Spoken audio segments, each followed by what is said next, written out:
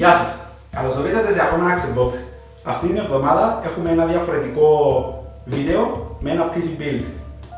Σήμερα μαζί μας έχουμε και μερικούς φίλους εδώ.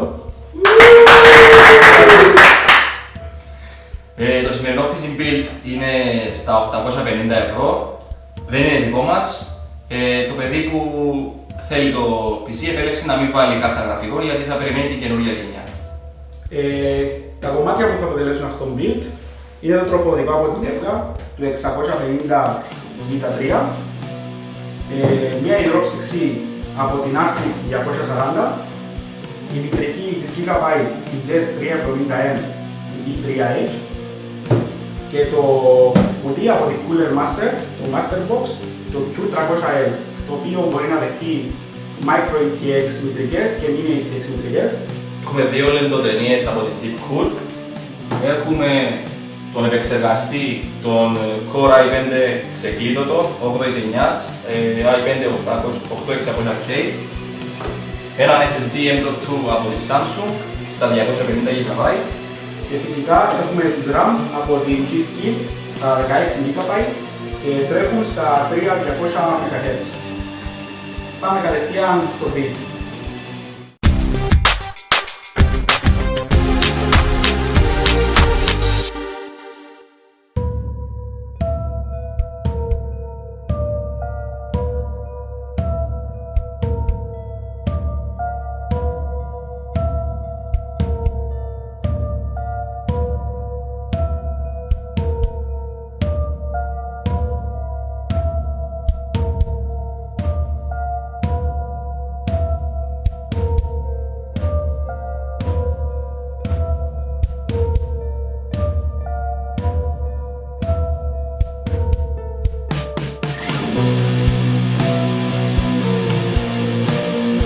Πάμε πρώτα να δούμε τη μητρική. Πρώτα θα βάλουμε τον επεξεργαστή, τον M.2 και τις RAM.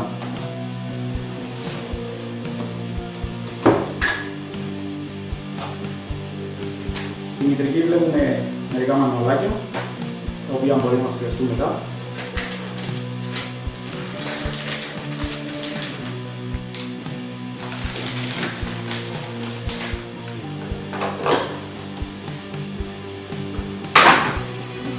Κάτω από αυτή θα βρούμε το Rear I/O, δύο καλώδια SATA, ένα αυτοκολλητάκι και το συγκεκριμένο driver το οποίο δεν το χρησιμοποιούμε.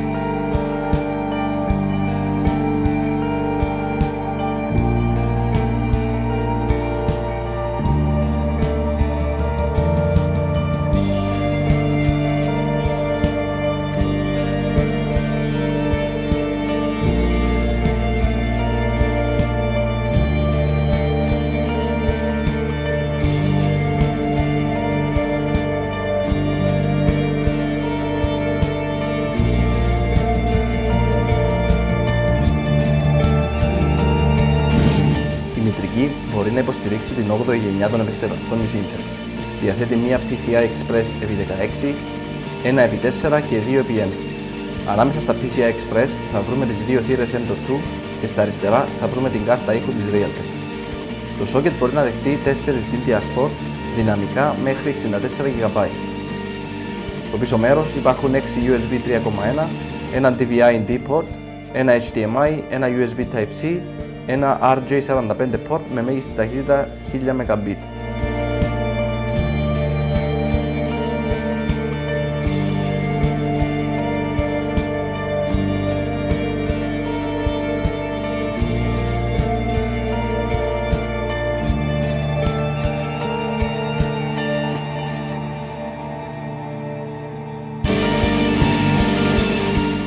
Τώρα νομίζω είμαστε έτοιμοι να βάλουμε τη μητρική μέσα στο κουτί.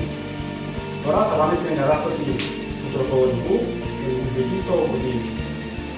Από πρώτη εμφάνιση στο κουτί βλέπουμε ότι έχει ένα charger glass στο πλάι για να βλέπει το συντηρητικό του. Το ολόκληρο γύρω αποτελείται από φίλτρα τα οποία είναι μαγνητικά και αφαιρούνται πάρα πολύ εύκολα. Πάμε κατευθείαν στην εγκατάσταση του τροφοδοτικού.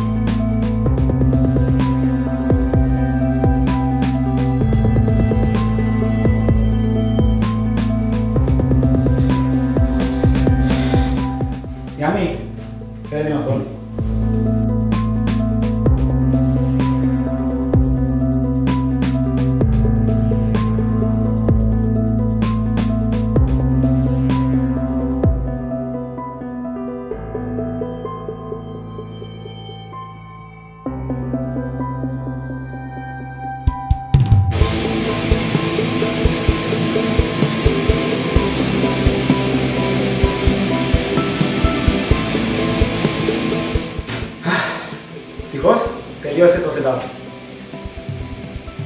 Πάμε για το πρώτο boot.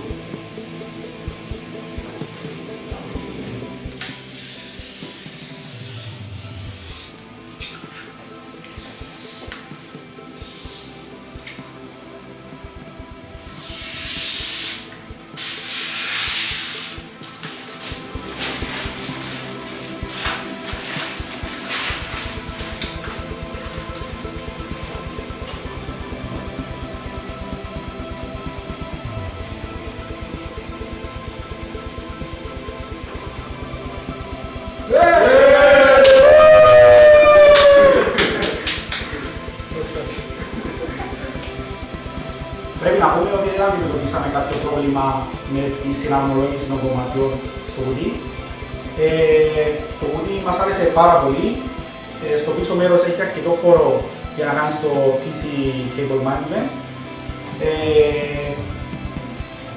Γενικά μου άρεσε πολύ, Γιάννη, εσύ τι λες? Εγώ το βλέπω τέρας. Θα σας αφήσουμε με μερικά benchmarks. Μέχρι την επόμενη φορά. Γεια σας.